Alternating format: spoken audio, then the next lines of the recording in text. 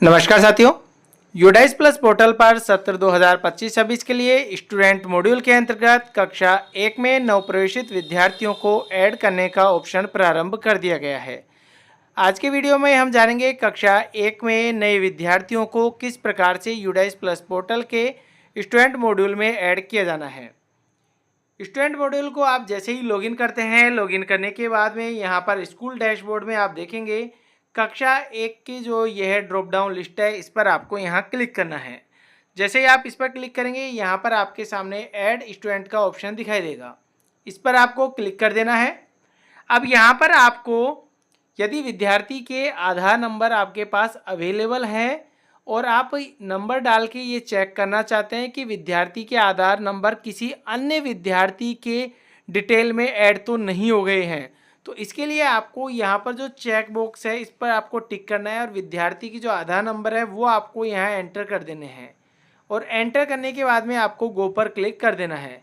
जैसे आप गो पर क्लिक करेंगे तो यहाँ पर आपके सामने कुछ इस प्रकार से दिखाई देगा कि the Aadhaar number is not map to any student, यानी कि ये जो आधार नंबर आपने एंटर करे हैं किसी अन्य विद्यार्थी के आपने मैप नहीं किए हैं। तो आपको यहाँ पर ओके पर क्लिक कर देना है। इसके बाद में आपको विद्यार्थी की जो डिटेल्स हैं वो एंटर करनी है। कैसे कैसे? सबसे पहले विद्यार्थी का नाम यहाँ पर लिखना है, विद्यार्थी का जेंडर आपको सेलेक्ट करना है, डेट ऑफ बर्थ आपको एंटर करनी है। उसके बाद में विद्यार्थी के mother's name, father's name, guardian name में आप या तो मदर्स नेम या फिर फादर्स नेम किसी का भी नाम एंटर कर सकते हैं। आधार नंबर ऑफ स्टूडेंट, विद्यार्थी के आधार नंबर हैं तो आपको यहाँ पर विद्यार्थी के आधार नंबर फिल करना है, नहीं है तो आप 99 फिल भी कर सकते हैं 12 बार। विद्यार्थी के आधार कार्ड में जो भी नाम है सेम वही नाम आपको यहाँ पर एंटर करना है। ये कार्य करने के बाद में आपको नीचे की ओर यहाँ पर आप देखेंगे एडमिशन डेट, तो विद्यार्थी का जिस दिनांक में विद्यालय में प्रवेश हुआ है, जो एडमिशन की डेट है वो आपको लिखनी है। उसके बाद में अभिभावक के मोबाइल नंबर एंटर करना है, अल्टरनेट यदि कोई दूसरे हैं तो वो भी आप एंटर कर सकते हैं। विद्यार्थी यदि CWSN है तो आपको यह सेलेक्ट करना है, अदरवाइज आपको नो सेलेक्ट कर लेना है। डिटेल फिल करने के बाद में सारी आपको यहाँ पर सेव पर क्लिक कर देना है। कंसेंट फॉर डेमोग्राफिक ऑथेंटिकेशन में यहाँ पर आपको आई एग्री पर क्लिक कर देना है। जैसे आप इस पर क्लिक करेंगे, यहाँ पर आपको विद्यार्थी की जो डिटेल्स हैं वो आपको यहाँ पर दिखाई देंगी। तो यहाँ पर जो इन्फॉर्मेशन है इनमें आप किसी भी प्रकार का कोई चेंज नहीं करना है, किसी भी प्रकार का कोई आप बाद में चेंज नहीं कर सकते हैं। तो जो भी डिटेल्स हैं आपको सभी चेक बॉक्स में यहाँ पर आपको टिक कर देना है और टिक करने के बाद में आपको कन्फर्म पर क्लिक कर देना है। यदि किसी प्रकार की आपको गलती लगती है तो आपको कैंसिल पे क्लिक कर देना है और आप फिर एडिट कर सकते हैं। कन्फर्म पर क्लिक करने के बाद में यहाँ पर आप देखेंगे विद्यार्थी की डिटेल्स जो है आपको यहाँ पर वापस दिखाई देगी। यहाँ पर आप यदि आपको ऐसा लगता है सारी डिटेल्स सही हैं तो आपको यहाँ पर don't agree, I want to change और आई एग्री दो ऑप्शन दिखाई देते हैं। यदि किसी भी प्रकार का कोई बदलाव नहीं करना है तो आपको आई एग्री पर क्लिक कर देना है। जैसे आप क्लिक करेंगे तो the student has been initial save successfully, विद्यार्थी का नाम दिखाई देगा, क्लास दिखाई देगी, सेक्शन दिखाई देंगे। ये कार्य करने के बाद में आपको यहाँ पर फिल जनरल प्रोफाइल पर क्लिक कर देना है। फिल प्रोफाइल के अंतर्गत सारी डिटेल हमने लगभग फिल कर रखी है। अब आपको यहाँ पर जो फिल करनी है वो कुछ इस प्रकार से है कि आपको एक तो एड्रेस फिल करना है, पिन कोड करने हैं, उसके बाद में यहाँ पर मेल आईडी यदि है तो आप फिल कर सकते हैं, अदरवाइज ब्लैंक छोड़ सकते हैं। मदर टंग विद्यार्थी की क्या है वो आपको फिल करनी है। सोशल कैटेगरी विद्यार्थी की क्या है वो सिलेक्ट करनी है। माइनॉरिटी ग्रुप सेलेक्ट करना है। देन BPL में यदि आता है तो आपको ये सेलेक्ट करना है, अदरवाइज नो कर देना है। इसके बाद में अंत्योदय अन्य योजना, EWS, CWSN ये यदि है तो आपको यस, अदरवाइज नो करना है।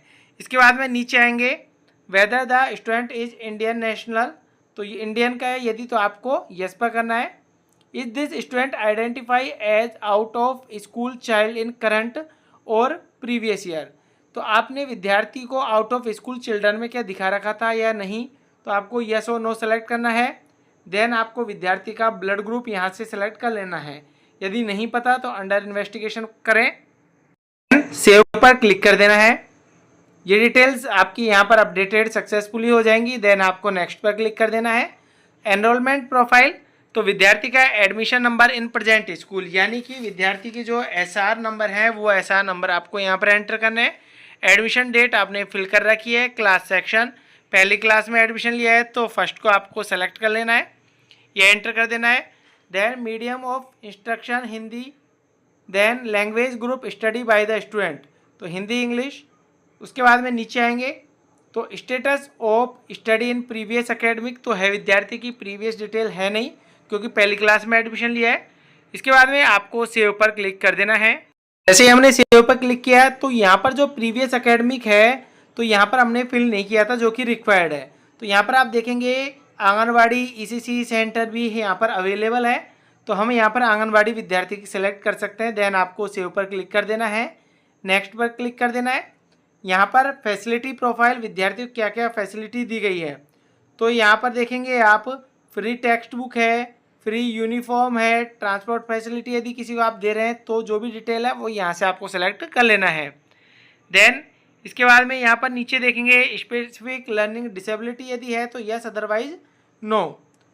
स्पेक्ट्रम डिसऑर्डर, तो यहाँ पर ये बीमारी है जो भी यदि विद्यार्थी की आपको लगता है तो आपको फिल कर देना है, अदरवाइज यहाँ पर ब्लैंक छोड़ना है। स्टेट लेवल कंपटीशन के हैं, एनसीसी एनएसएस के हैं। Capable handling digital device use ले सकता है विद्यार्थी या नहीं।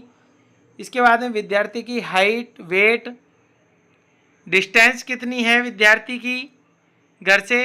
Complete highest education level of mother father की हाईएस्ट यहाँ पर उनकी एजुकेशन कितनी है वो आपको सेलेक्ट करनी है। देन आपको सेव पर क्लिक कर देना है।